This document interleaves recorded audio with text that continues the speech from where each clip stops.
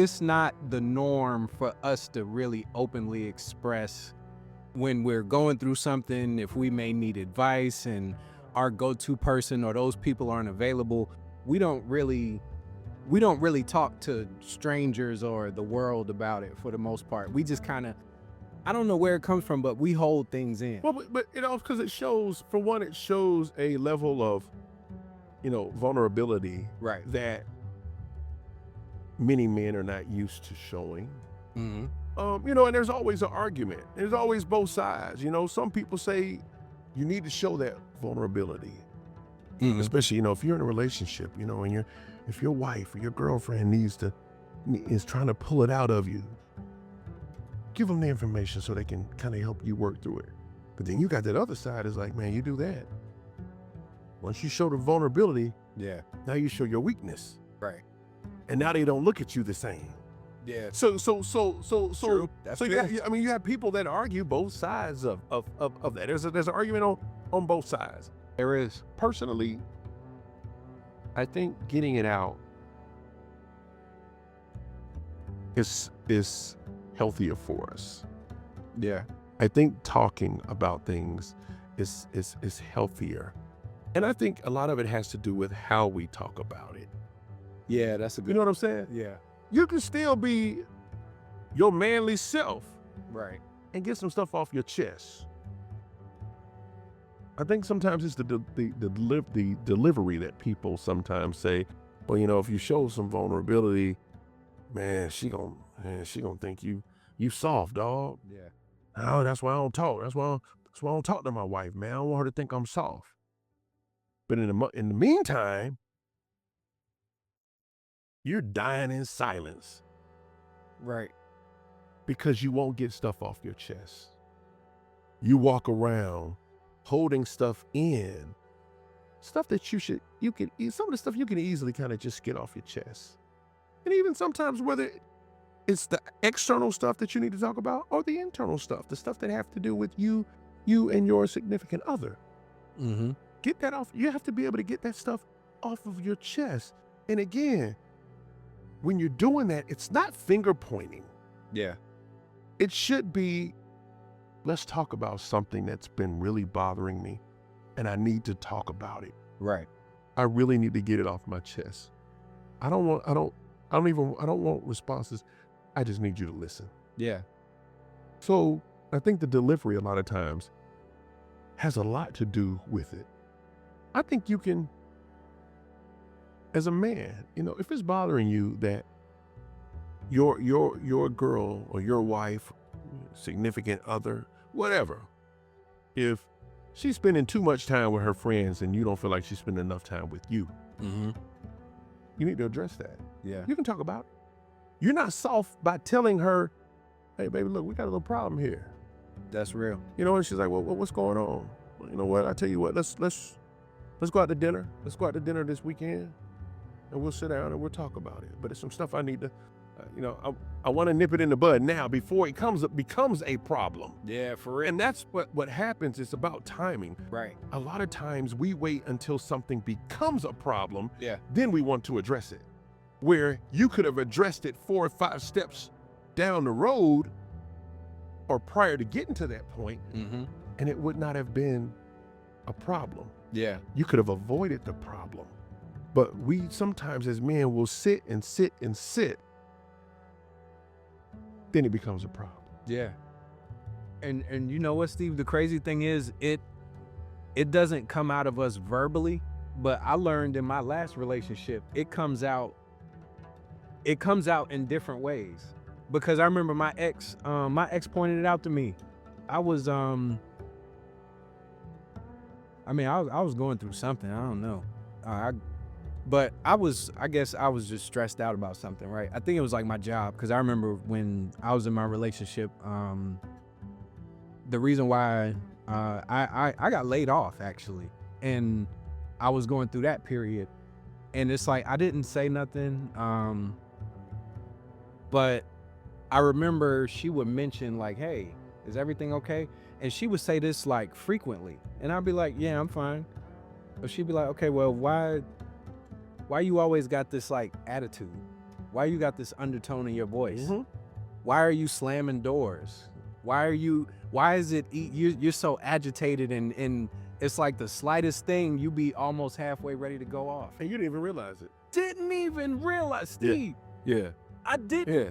It's so crazy. That's why you looking at her like, man, what the hell are you talking about? Right. I thought I was hiding it. Yeah.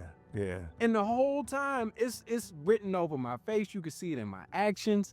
And it's so crazy because I didn't have anybody that I felt comfortable talking to about it at the time. I mean, I talked to my mom about like my job and stuff, but we had issues in our relationship too, but I was real.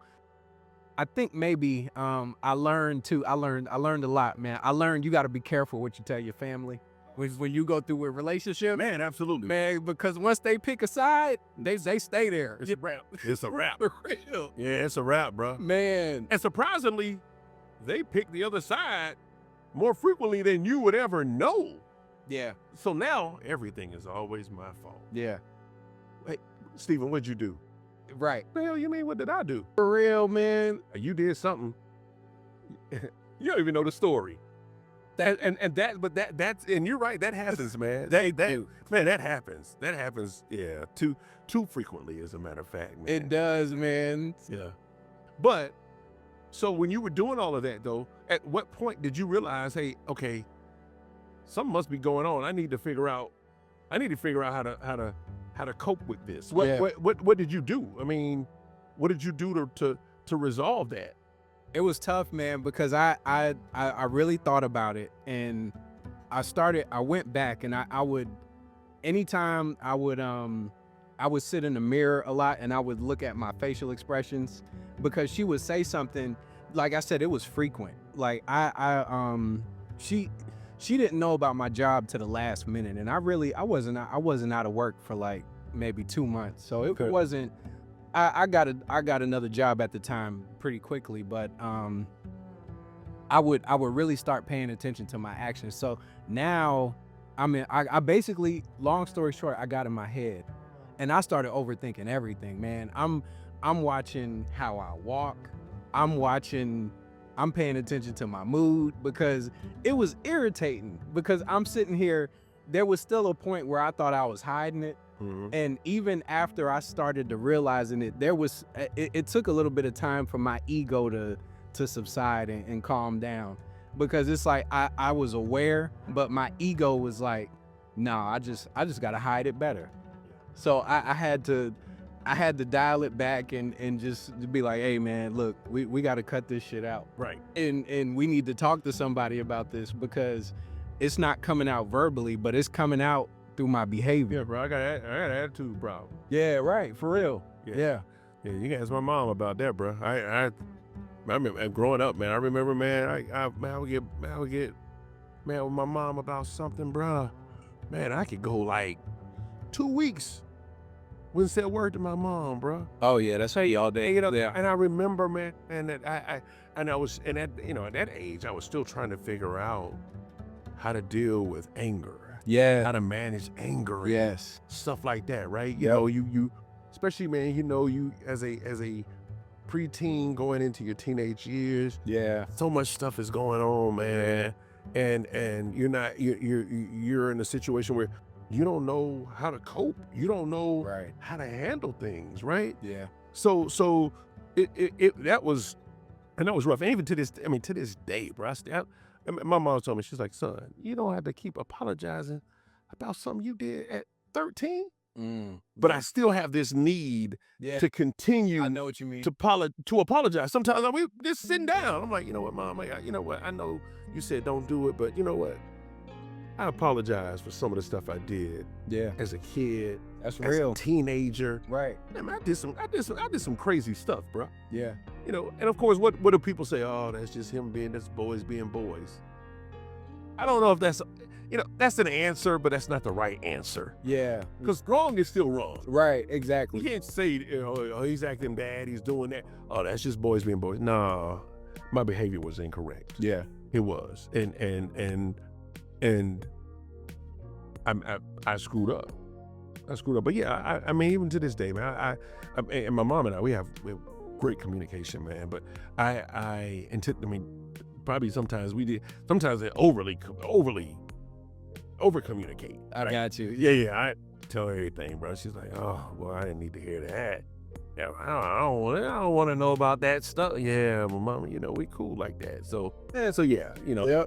and what I always say is, they're sons and moms who wish they had the communication and the relationship that I have with my mom. Yeah. Oh, yeah. It's a good one, man. It's a fantastic relationship, bro. That's awesome. And and I wish everybody, man, had that relationship. And guess what? If you don't, and your mom is still alive, it's not too late to create that relationship, to create that line of communication. Get back, or get to that point where you guys can talk about any and everything. Yeah, man. But Right. I'm glad you picked the subject, man. Communication, that's important. Yeah. Very, very, very important, man. And I like how you tied that in, about having that relationship with your mother or whoever, because that ties back to the last subject, because it's the holidays. Communicate with people, because just like Steve, you were talking about, people on average get 75 summers. We don't know how many holiday seasons we have left to spend with our loved ones. So definitely, to all the listeners out there, let those grudges go. Make amends. I mean, we talked about it on the last subject, but just to reiterate, bury the hatchet, let it go. You don't have to forget about it and wipe your memory, but just let the emotions go. Build relationships with people, because really, we work, we we do things that we like to do in our fun time. We go to sports events and stuff, and we balance having fun and working and taking care of bills and stuff. But life is really about people at the end of the day, and it's about relationships, because that's more important than money. All the money in the world you can't buy happiness. I mean, you can buy a lot of stuff. I mean, I could buy things that make me happy, but you can't buy happiness. You can't buy family. Oh man, shoot, my uncle died, let me go buy another one. You only get one. So you can get another dollar, but you can't get another mother. You can't get another sister. You can't get another brother. Yeah. So appreciate the ones that you got. If you got beef with anybody, settle it. Life is too short. That's right. Hey, before we sign off, in the words of Prince, make love, not war. Bingo. See you next time.